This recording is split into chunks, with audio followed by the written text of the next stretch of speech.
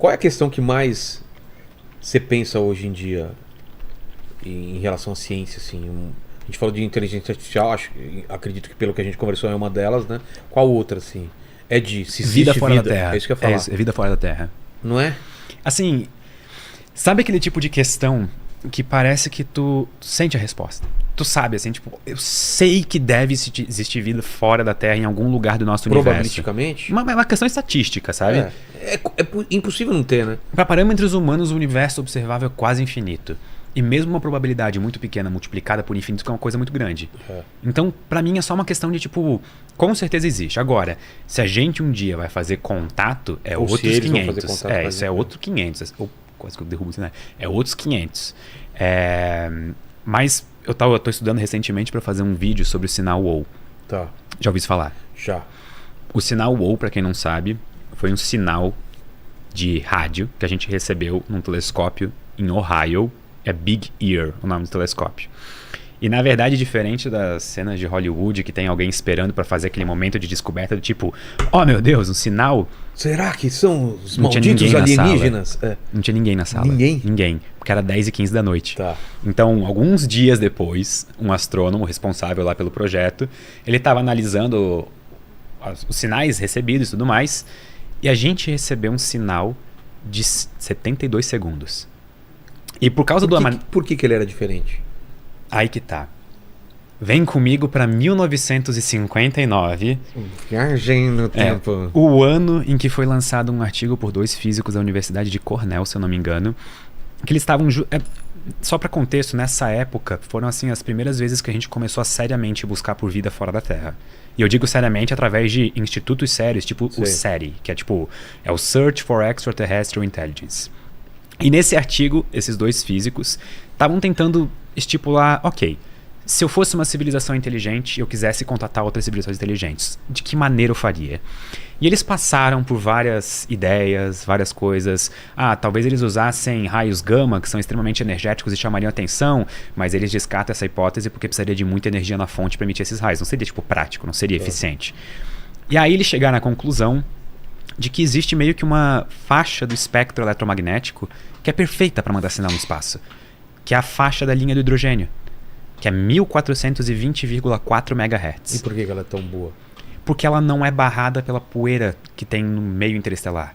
Ela atravessa. Ela atravessa. É como se o universo fosse meio que transparente para essa frequência de onda eletromagnética. Chuta qual foi a frequência recebida no sinal WOW. Foi nessa frequência? 1400 lembra que a da água é 1420,4. Tá. 1420,4556. É muito próximo da frequência que a gente esperava receber se um dia recebesse comunicação vinda tipo, de outra civilização. Outro motivo pelo qual essa linha é especialmente interessante é porque qualquer civilização minimamente tecnológica conhece ela. Assim, foi uma das primeiras fontes que a gente descobriu, provavelmente, de ondas eletromagnéticas. Ela é emitida pelo átomo de hidrogênio no estado neutro. Sim. Então não é nada muito tecnológico, difícil, é tipo, literalmente o elemento mais abundante do universo. Então tá ali, qualquer civilização minimamente inteligente conheceria. E a gente recebeu uma comunicação com uma frequência tão próxima, que até hoje o sinal WOW provavelmente é o melhor candidato que a gente tem de comunicação extraterrestre. Mas aí vem a pergunta, por que não mandar um oi melhor? Uma mensagem maior, ou uma coisa mais palpável, uma coisa que a gente não tivesse dúvida? Por que ele mandaria isso e não um sinal de rádio na língua deles, por exemplo? Se eu falasse com formigas, elas não me respondessem. Será que elas não iam estar se perguntando a mesma coisa? Pô, por que ele não fala na língua dele? Entendi. Talvez usar o método mais comum e mais fácil seja a maneira mais fácil de mostrar... o primeiro contato. De mostrar que tu tá ali. Entendi. Porque em vez de tentar, por exemplo, vamos supor que existam só 3 civilizações inteligentes na Via Láctea. Por que eu vou tentar todas as minhas chances, toda a minha sorte usando uma coisa muito, tipo, pensada, muito diferenciada, se na verdade eu posso tentar a coisa mais comum e mais fácil de trafegar pelo universo, que é a linha de hidrogênio? E nunca mais? E nunca mais. Nunca mais? Nunca mais. E não foram falta de tentativas. Mas ele estava apontado pro lugar certo na hora certa? Esse telescópio, ele ficava fixo. A única coisa que podia ser regulada dele era a altura até o horizonte. Tá. Então ele estava ali escaneando o céu e o próprio movimento da Terra que fazia ele varrer o céu. E quando ele passou mais ou menos por uma região próximo da constelação de Sagitário, foi quando ele recebeu, por causa do design era como se fosse Big Ear, em inglês é grande orelha. Sei. E é como se fossem 2 detectores assim. Tá. Então é como se ele varresse 2 áreas do céu ao mesmo tempo, só que essas áreas não são a mesma. Elas não têm um encontro uma da outra. E Tem uma lacuna entre elas. tem uma lacuna entre elas. O sinal foi ouvido 72 segundos, que é exatamente a janela de tempo que a varredura acontece. Ah, não é que eles mandaram por 72 não, segundos. é 72 pegou segundos. porque passou lá. Só que não pegou na outra. Por que não? Pegou em uma só. Porque parou? E nunca mais. Cara, Isso é muito bizarro. se você que foi o ET que mandou aí, tá assistindo esse programa, manda um superchat pra gente, né? Falando...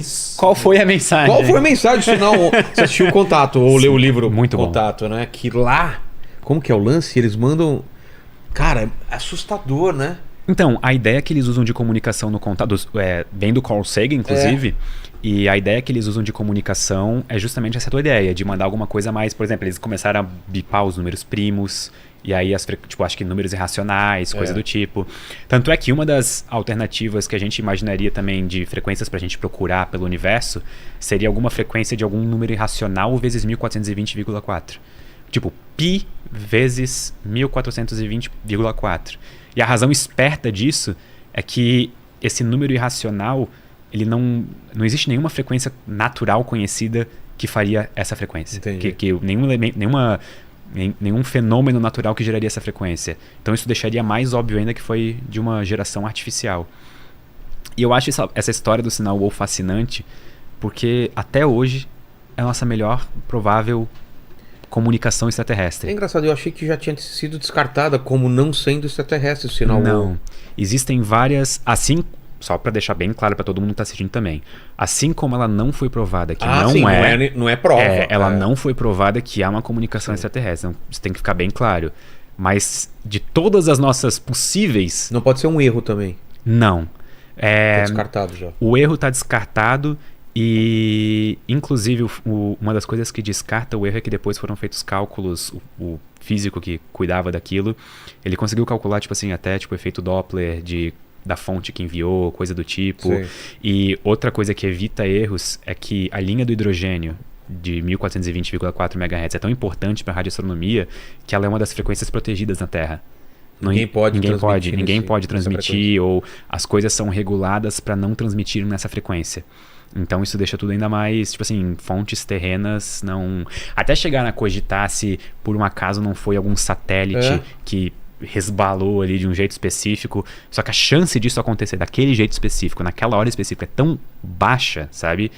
Que é mais fácil, tipo, é mais provável vir de uma civilização extraterrestre do que, por exemplo, de um satélite. E hoje em dia tem antena pra caramba apontada pra tudo quanto é lado e nunca mais? Mais de 50 observações subsequentes foram feitas e nunca mais foram ouvidos.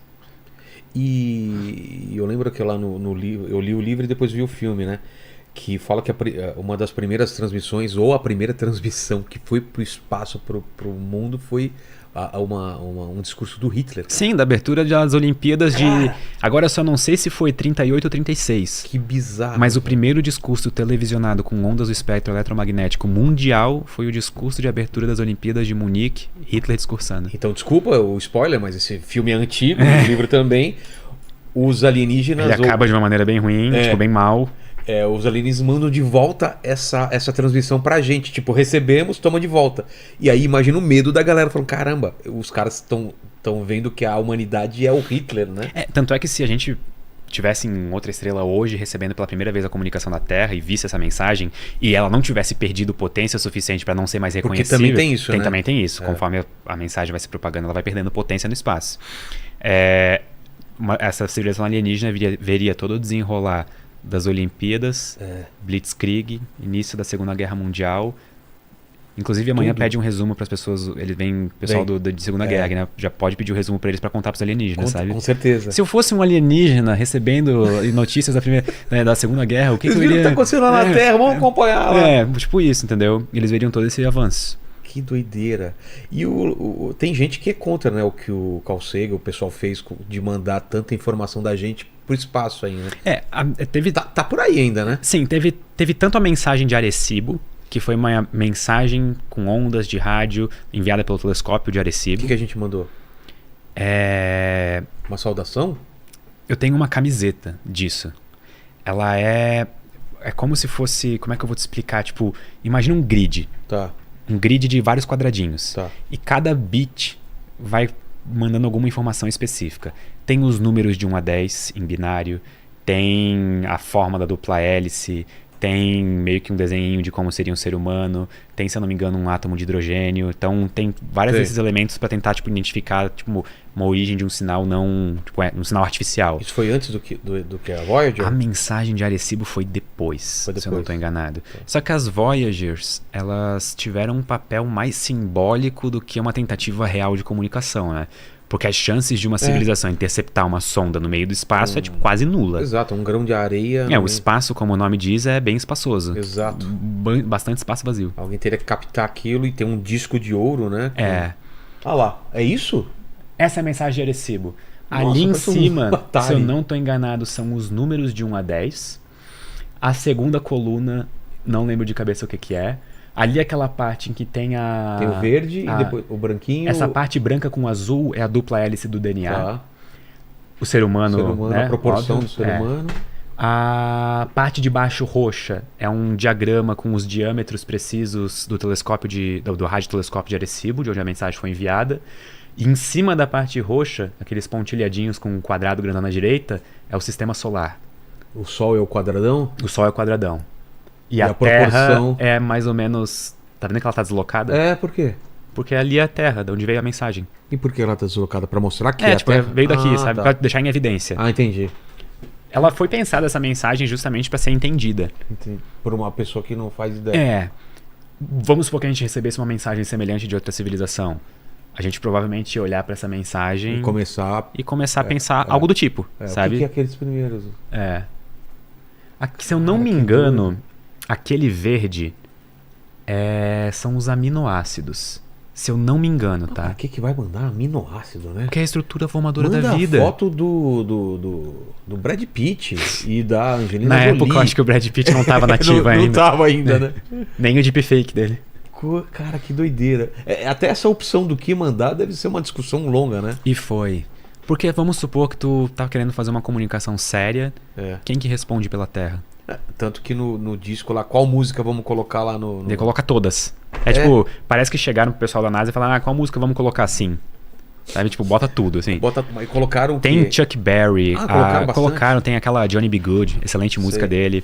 Tem, se não me engano, algumas do Sinatra, Elvis.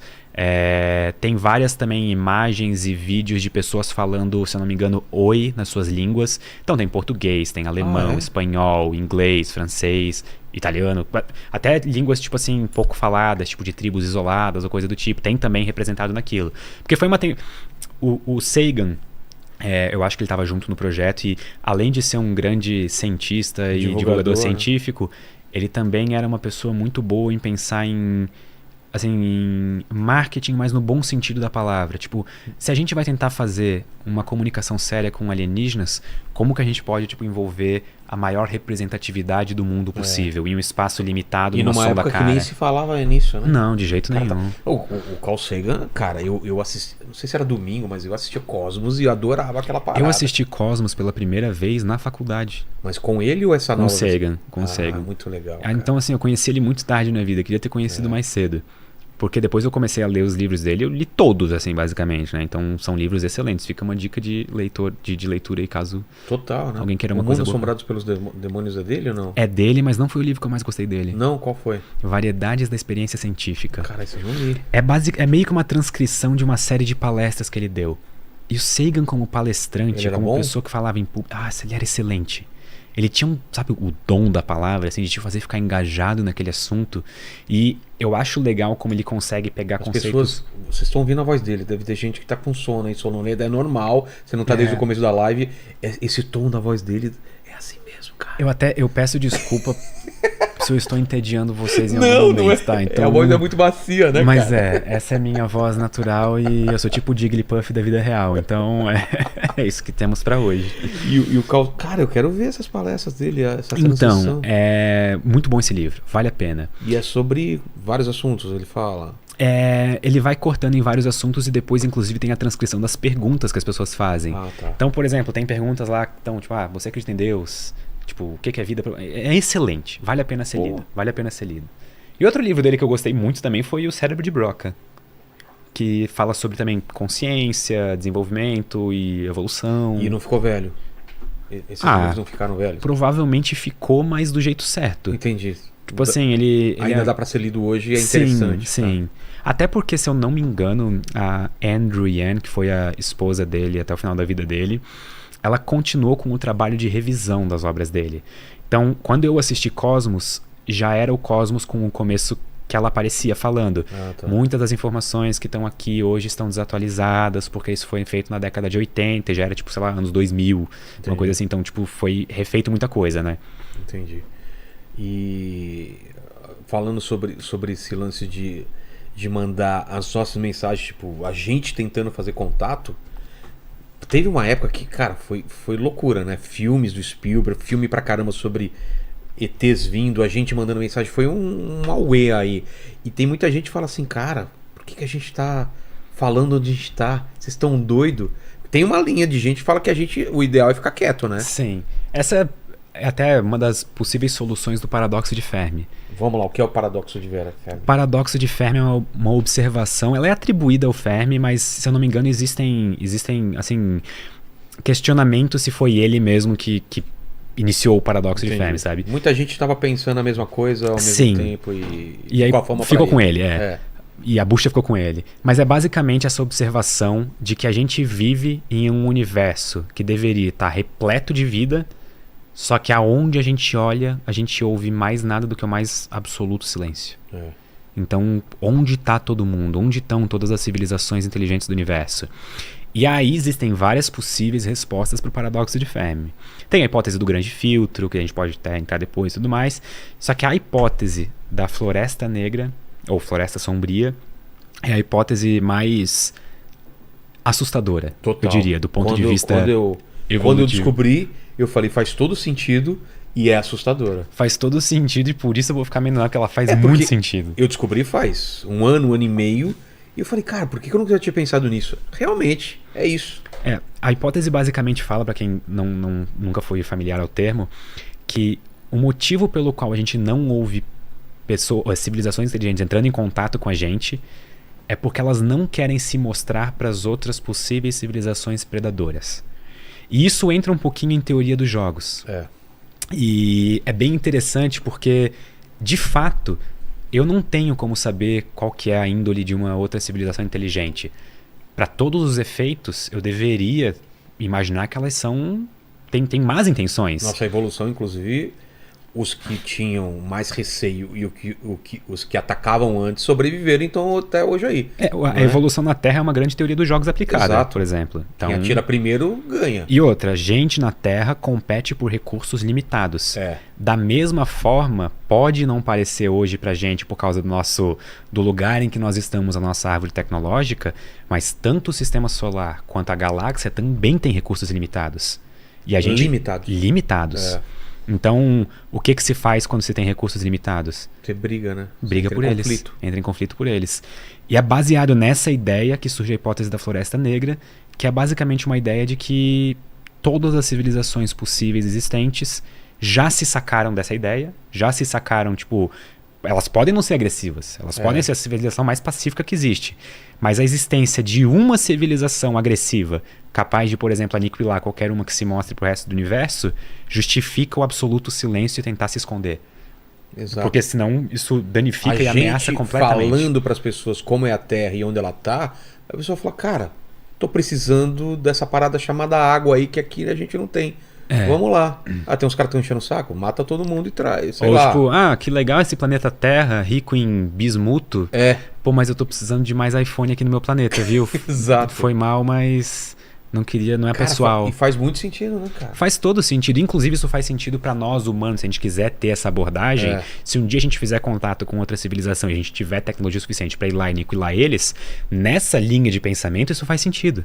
Porque a gente vai estar se precavendo de uma possível ameaça. Porque mesmo que uma civilização hoje, na árvore tecnológica deles, não seja uma ameaça, nada impede que no futuro seja. Tanto que o livro que eu tô lendo, que é... A gente estava conversando antes aqui, O Problema dos Três Corpos, o segundo é Floresta Sombria. E é assim, essa civilização, ela tá com problema de recurso, ela precisa vir para a Terra e ela demora 400 anos para chegar até a Terra. Eles falaram assim, esses 400 anos a Terra, pela velocidade da tecnologia, vai suplantar a gente. Então a gente, se chegar lá, depois de 400 anos, a gente perde essa batalha. O que é o plano dos caras? Parar a tecnologia, toda a pesquisa aqui. Fazer um jeito, que aí vocês têm que ler o livro para saber, mas eles têm que estancar e estabilizar a tecnologia onde está, para eles chegarem aqui e ainda estarem muito mais avançados do que a gente. Porque tem isso também, se demora 400 anos, a gente já suplantou e aí ao contrário, a gente subjuga eles. Tem até um efeito interessante relacionado a isso, que eu não lembro exatamente o nome do físico que tem o nome disso, mas quando tu manda, por exemplo, vamos supor que a gente manda uma nave para a Próxima Centauri, a estrela mais próxima daqui. A nave vai demorar, vamos supor, 100 anos. Até ela chegar lá, a tecnologia aqui vai ter evoluído e eles não vão mais ser os primeiros colonizadores de lá. Porque a gente vai ter mandado uma outra leva que vai chegar mais rápido. E da mesma forma, uma outra leva vai chegar mais rápido do que essa. Até a gente chegar tipo, no limite tecnológico de velocidade da luz. Um tripulante, ele chega lá e já tem um humano lá. Imagina a tua confusão se tu entra na nave pra ser a primeira pessoa a chegar em outro sistema solar. Aí quando tu chega lá, tem povoado. tem tipo assim, calma, como tem Alphaville aqui, né? Não, chegamos, saímos faz 30 anos aqui. Isso ia ser uma coisa curiosa. Doideira. E o progresso de pesquisa espacial ela acontece assim, a passos largos. Então, não duvidaria nada que esse seja um cenário possível. E a outra, aí você estava falando de uma Floresta Negra e as outras, quais são? Tem também a do Grande Filtro, de que... É muito rara a vida, é isso? De que provavelmente o surgimento da vida, ele é um dos grandes filtros. A ideia do Grande Filtro é que existem grandes barreiras no processo evolutivo ou de vida em geral, ou de uma civilização, que impedem ela de seguir em frente. E que isso meio que, tipo assim, se a gente não tá vendo vida é porque todas elas pararam em algum grande filtro. Exato. Alguns grandes filtros que podem ter acontecido durante a história. A grande extinção em massa do grande evento de oxidação, que foi basicamente o que permitiu que a gente vivesse, mas quase extinguiu toda a vida da Terra. Se eu não me engano, foi a maior das extinções em massa. 98% da vida desapareceu. Caramba. Porque as bactérias começaram a produzir oxigênio como subproduto, só que o oxigênio era tóxico para elas. Então elas morreram. Qualquer semelhança com a realidade é mera coincidência. Nossa, velho. Ou outro grande filtro pode ser o domínio de tecnologia nuclear. Quem sabe as outras civilizações se autodestruam antes de chegar num estágio de colonização interestelar ou uma coisa assim. Outros grandes filtros podem ser, por exemplo, uma supernova acontecendo perto, ou meteoros caindo no processo evolutivo do sistema solar. O Sol se apagar, né? Tudo isso é... Só que até, por incrível que pareça, de todas as estrelas possíveis do universo, a gente não tá na mais provável pra vida existir. Tem outras muito mais prováveis. Principalmente as que duram mais tempo. Tá. Se a gente pega estrelas menores, um pouco mais frias, tudo bem que a zona habitável fica mais próximo da estrela. Só que elas podem chegar, se eu não me engano, a trilhões de anos de vida. O Sol vai ter alguns bilhões, se eu não estou enganado. Então é uma escala de 10, 100 de diferença. Então é bastante coisa. A gente não tá na melhor estrela pra vida. Sim. E isso é uma coisa peculiar, se for parar pra pensar. Cara, é tanta coisa que pode dar errado, que eu tô surpreso que deu certo. Exato. Tá ligado? E quando tu para pra pensar que 4,5 bilhões de anos de evolução resultaram em nós dois, caraca, olha a merda. Não, cara, até pra eu estar aqui, era só um espermatozoide dar uma cotovelada no outro, que era eu. Uma cotoveladinha assim, passar na frente, já não era eu, cara. Então, é claro que a gente olha pra trás, a gente vê a nossa história e não vê todas as outras possibilidades que não deram certo, mas é assustadoramente, é uma sequência de acertos pra gente chegar aqui absurdo. Pra gente, Sim. claro que os dinossauros têm uma ideia diferente sobre acertos e sorte. E até por causa do grande filtro, tem uma história de que hoje em dia a gente busca por evidência de vida em Marte. É. Se a gente não encontrar a vida em Marte, isso é um péssimo sinal. Por quê? Porque significa que provavelmente a gente está sozinho. Por quê? Porque se Marte um dia foi habitável e a vida não surgiu lá, então a gente é mais raro ainda do que a gente pensava. Ah, entendi. Só que da mesma maneira, se a gente encontrar indícios de vida que sumiu, isso também é uma péssima notícia. Claro. Ou seja, não tem como vida em Marte ser uma boa notícia em nenhum dos aspectos, tá ligado? Porque significa que daí o grande filtro tá na nossa frente. Exato, tá logo ali. E o problema do grande filtro é que não tem um último grande filtro, teoricamente. Sempre vai ter. Sempre vai ter um grande filtro. grande Sempre vai ter filtro. uma nova grande desafio a ser vencido. Pô, será que eu consigo mais uma dessa daqui? Claro. Coca ou Guaraná? Pode ser uma 0. Tem? Pera aí. Oh, muito obrigado. Ele é uma versão do Rodrigo Marques, né, cara? Não é? o comediante. Hã? O que ele falou a terceira vez? Terceira vez que eu vi isso. É. Vocês já falaram isso? Ai, falaram isso. Quem falou? Um bêbado, ele prometeu cerveja, eu falei, pode ser quem você quiser. Se você pagar a cerveja, tá ótimo. Tá ótimo, né? Muito obrigado. Eu calei, agora eu Mas vou é. Cara, isso é uma das coisas que eu queria ter notícia em vida, assim, de algum contato. Mesmo que seja. A gente sempre pensa em vida inteligente, né? E tal, humanoide e tal, mas, cara, até qualquer tipo de vida já seria uma coisa legal de ter, né? De Sim. descobrir. Inclusive, uma das ideias que tenta responder o paradoxo de Fermi é que a gente, no contexto do paradoxo de Fermi, a gente está buscando especificamente vida inteligente. É. E a gente não encontrou isso até agora, nenhum indício disso no universo. Porém, pode ser que vida em geral não seja tão difícil assim.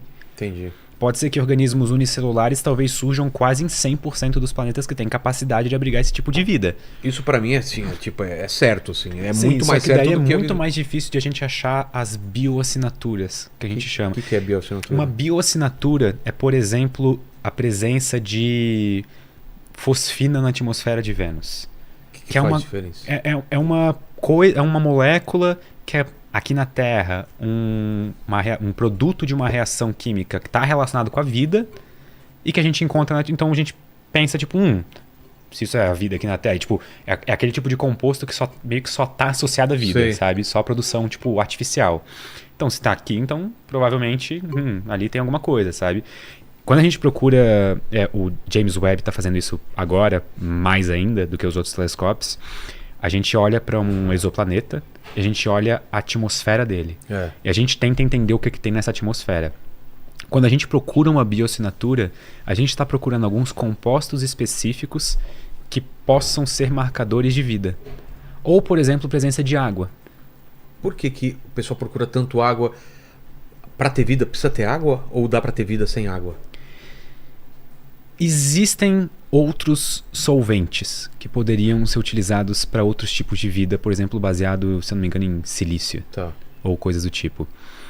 Mas pro tipo de vida que a gente conhece, a água é o melhor solvente possível, assim, é como se fosse tipo a água é para todos os efeitos nossos, assim, é o requisito para vida. Entendi. Tanto é que a gente imagina que a vida surgiu na água, aqui na Terra, imersa numa poça primordial. Uma sopa lá, um Eu caldão. me pergunto que gosto que aquilo tinha. Nossa, mano. Tá louco. Deve ser... Já pensou um dia a gente descobre vida unicelular em outro planeta, daí a gente vai até lá ver assim e daí tipo, o ar é respirável, o astronauta pega e abre o capacete e aí sem querer ele espirra e aí depois de 4 bilhões de anos ele mudou todo o curso de evolução da vida naquele planeta Cara... por causa de um espirro. Exato.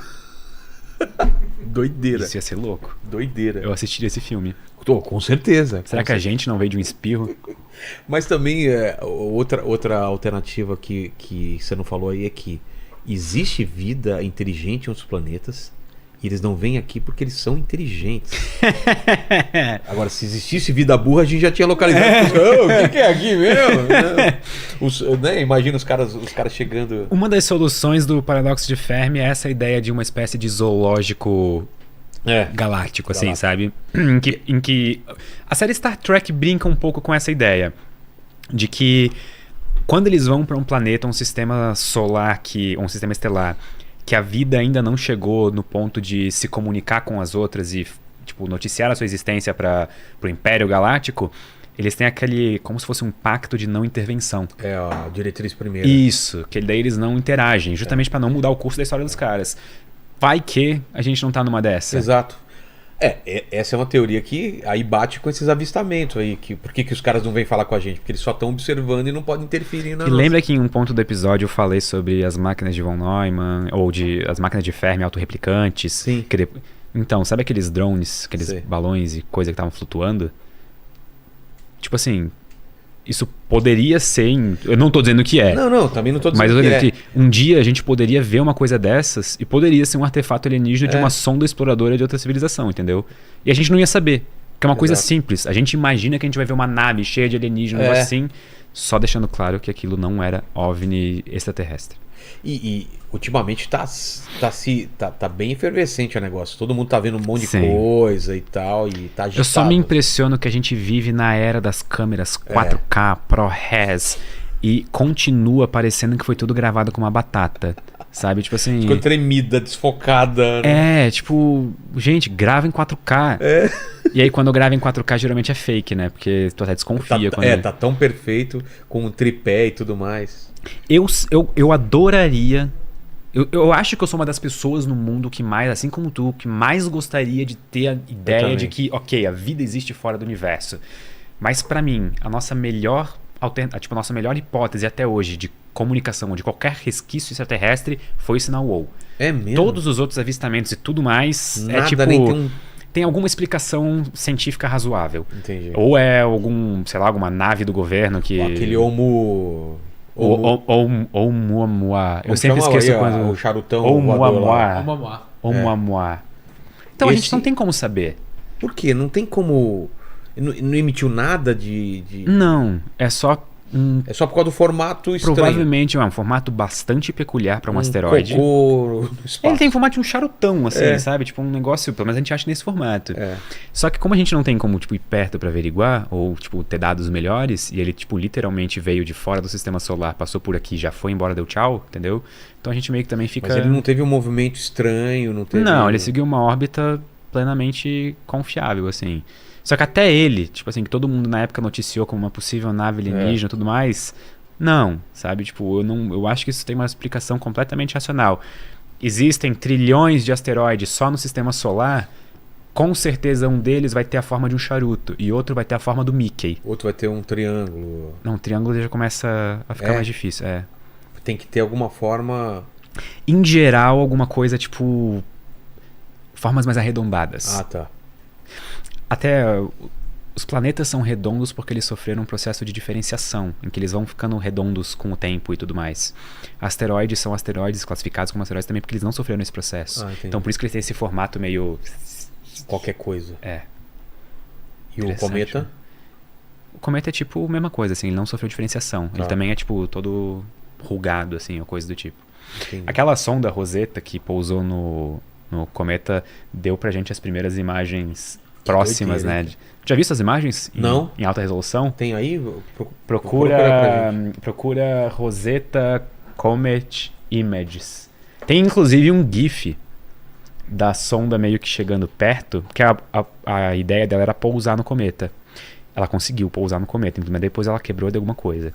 E quando tipo assim, ela vai pousando, dá pra ver como se fosse uma neve de poeira caindo no cometa. Então, Nossa. é muito bonito. É muito... Olha, a superfície de um cometa. O quê? É. O cometa é assim? E o gelo? Cara, eu acho que tem gelo aí no meio. Sério? É gelo e poeira, né? É. Tu já viu, tipo, gelo de lama, assim? Ah, tá. Aquele gelo sujo, né? Que doideira, cara. Imagina os cálculos pra pousar num cometa em movimento. Inacreditável, né? É. Já jogou Kerbal Space Program? Não. É um jogo, um simulador espacial, basicamente. Eu tentei pousar num cometa uma vez. O Bruce Willis pousou, Ali, né? ó. Aí, ó. Olha que legal, cara. Olha, cara. Isso é um cometa.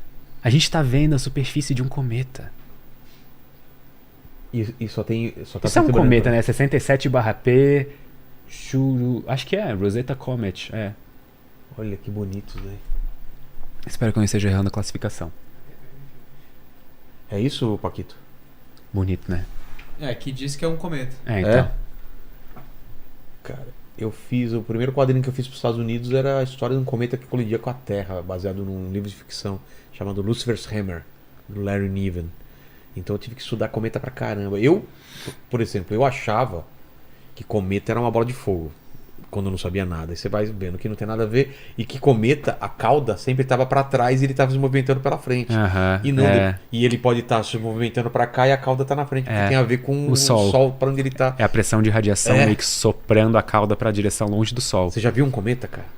Não. Foi a imagem mais louca que eu vi na minha vida. Foi no Chile, não sei quando, que passou um cometa bem perto daqui. Tava cheio de astrônomo lá. E por acaso eu tava no Chile e eu tô no meio da estrada à noite e parecia uma fumaça saindo da floresta, assim, uma fumaça abrindo assim, cara, uma coisa que tava todo mundo parando na estrada. Sabe aquelas cenas de filme? De apocalipse, que todo mundo começa a descer na estrada do carro e começa a olhar assim. O Halley vai voltar, se eu não me engano, em 2040 e poucos. Mas ele já foi fraco da última vez, né? Não. O Halley eu acho que é um dos mais bonitos. Mas esse foi foi melhor pra ver do que o Halley. Mas é que o problema é daqui, né? Do hemisfério sul. Tá. Eu não sei em qual hemisfério que o Halley vai voltar, então tem que ver isso daí também. Exato. Em 2018, acho que foi 18 ou 19, eu fui pro Chile com o meu pai ver um eclipse total. Já viste um eclipse total? Quando era criança só, depois nunca mais. E cara, ficou na minha cabeça até hoje. Juro pra ti. Foi a coisa mais bonita que eu já vi em vida. Queria ver de novo, cara. Vai ter um agora no... Eu acho que ele vai ser visível no Brasil, da região norte, esse ano. Se eu não tô enganado. Se tiver, eu vou estar lá. Se eu não tô enganado, vai. E, cara, foi uma experiência visceral. Porque, assim, dá pra entender totalmente por que as civilizações antigas, elas geralmente atribuíam divindades ao eclipse, sabe? Porque é uma experiência tão surreal, o sol apagar no meio do dia. Os animais ficam estranhos. Sim, né? Nossa, eu era gaivota voando pra um lado e cachorro latindo pro outro. E aí, naqueles 2 minutos de totalidade, no meio do dia, tipo, era 3 da tarde, ficou tudo escuro. Naqueles 2 minutos, instantaneamente, os insetos começaram, tipo, os grilos começaram, tipo, Sério? Porque eles acharam que era de noite, sei lá. Cara, incrível, incrível. Melhor experiência que eu já tive na minha vida. De verdade, que coisa foda. Vai ter um então agora? Vai, acho que esse ano no Brasil. Ô Paquito, como que tá o chat aí? O que o pessoal tem dúvidas aí? Coisa aqui, hein?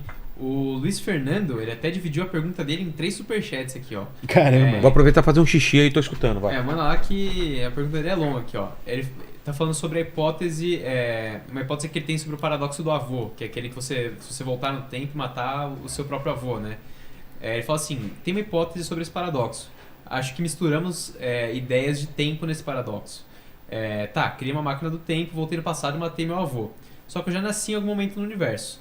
O fato de eu voltar no passado não criaria um novo passado, mas com a linha do tempo sempre avançando, tentando ser mais claro. Nasci, viajei no tempo e matei meu avô. Isso já aconteceu. Então meu avô existe até X momento da linha do tempo. Em outro ponto Y, ele deixa de ter existido. Ou seja, existia até aquele X ano do universo e depois não mais. Então, eu já vi algumas ideias que dizem, por exemplo, que é meio que uma ideia emprestada na interpretação de muitos mundos da mecânica quântica, assim, que a cada nova decisão ou ação que a gente fizesse, um novo universo espelho seria criado para aquela coisa. Só que isso tá, tipo, muito assim, tipo, vai muito além do que hoje a gente pode falar como científico, sabe? Então, infelizmente, viagens no tempo pro passado hoje estão meio que fora do mundo da ciência. A gente provou aqui que as viagens do tempo não existem. Quer fazer de novo o experimento? Tu fez qual que é o experimento? Aqui agora. Que horas são agora? 9h27, certo? Isso. Que dia que é hoje? Hoje é dia 4 de maio de 2023. Você, viajante do futuro, você que tá no futuro aí, prova pra gente que tem viagem no tempo. Você vai saber, você vai pesquisar onde que é meu endereço, onde acontece o podcast e esse dia específico. Então, se tocar na portaria, a gente libera a sua entrada. Exato. Ou você já pode vir direto já dentro do condomínio aqui. E 1 minuto a gente espera? A gente dá 1 minuto para você chegar aqui. De gordurinha, né? 9h28 agora. Então até 9h29 aí você tem para provar que tem viagem no tempo. Porque ele tá vendo isso aqui no futuro. Por favor, provem. Tá. E por que é impossível? Porque por causa da entropia? Então, uma das Tem um nome que eu adoro, que é Princípio da Conservação da História. Que é basicamente a ideia diz... Lembra que a gente falou de causa e efeito? Sim. Que todo efeito tem uma causa. E não tem como o efeito preceder a causa. Se a gente permite, ou se a gente vive num universo que permite viagem no tempo para o passado, a gente cria situações em que efeitos podem acontecer sem causa. O copo quebrando sem ele estar inteiro em primeiro momento. Sim. Sim, tipo, isso é proibido. Então a ideia do princípio da conservação da história é que se existe um evento, se existe tipo, alguma coisa que faça você voltar para o passado e essa volta para o passado possa fazer uma dessas quebras de causalidade, tipo acontecer um efeito sem causa, então a probabilidade desse evento acontecer é zero. É como se fosse o universo impedindo viagem no tempo na força bruta, assim, sabe? Buraco de minhoca. Impedindo. Não dá através de um buraco de minhoca. Não, impedido. Nem em cálculo a viagem no tempo passado é possível. Nem na teoria, não no cálculo. Assim. Eu acho que tem curvas fechadas sobre o tempo, algumas paradas Entendi. assim, mas, tipo... Existem bons motivos pra levar em conta que isso não é praticável na vida real, sabe? No mundo real. Mas e aquele lance de o universo... multiversos, né? De cada decisão, cada coisa que acontece vai abrindo um universo. Mas isso não tem a ver com viagem no tempo. Não? Não, isso tem a ver com até tipo interpretações de mecânica quântica. Ah, é? É. Eu acho que a ideia de multiverso mais famosa, assim, ela vem da interpretação de muitos mundos da mecânica quântica. Não, eu falei isso mais do lance do paradoxo do avô, de o cara matou o avô, mas na verdade ele abriu uma nova linha do tempo e... Então, isso vem dessa interpretação. Ah, é? Essa ideia de multiverso inteira quase vem emprestada disso, assim, vem meio que de brinde. Entendi. Terminou a pergunta? Era só sobre isso? Não, tem mais Isso, duas. Era só isso. Tá.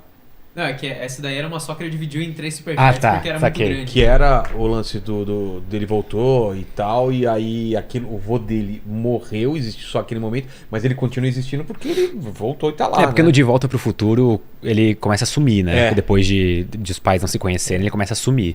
Então acho que Mas também tem o bootstrap, né? O lance daquela. é maluco para Que aí é maluco pra caramba, porque você não sabe qual é o início. Então, É o lance de. o bootstrap é exatamente um exemplo de um efeito sem causa.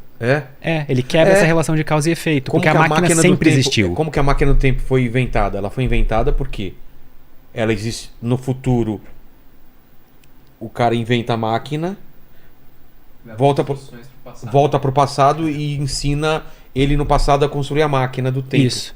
Caralho, Então ela mesmo? sempre existiu, sem nenhuma exceção, sabe? A máquina causou a existência dela mesma. E isso é meio que proibido. Entendi. Então, por isso que o paradoxo de Bootstrap é um paradoxo. E por isso que viajar para o passado provavelmente é impossível, fisicamente. Mas eu poderia construir uma máquina e 1 milhão de anos pro futuro. Sim, o nome dessa máquina é foguete. Faz um foguete muito rápido. Tu vai ter que passar um tempo dentro dela. Instantaneamente, não. Tá. Instantaneamente não. Tu vai ter que viajar X anos próximo à velocidade da luz. E quando tu parar a tua viagem, tu vai ter, sei lá, 1 milhão de anos na frente. Ou alguma coisa do tipo. Entendi. Quanto tempo tu quiser. Mas o maluco se tem um pessoal com um telescópio que pudesse ver aqui, na época que os dinossauros estivessem vendo, eles estão vendo o passado da gente, né? Sim. Mas a gente não é tá uma vendo o viagem. passado do universo. Aí que tá, não é uma viagem no tempo, mas a gente tá vendo o passado. Isso, mas não é uma viagem no tempo. Porque a informação que a gente está recebendo foi emitida no passado e demorou um tempo até chegar na gente. Mas, por exemplo, vamos supor que Andrômeda tá aqui agora pra mim no céu, a galáxia de Andrômeda. Tá.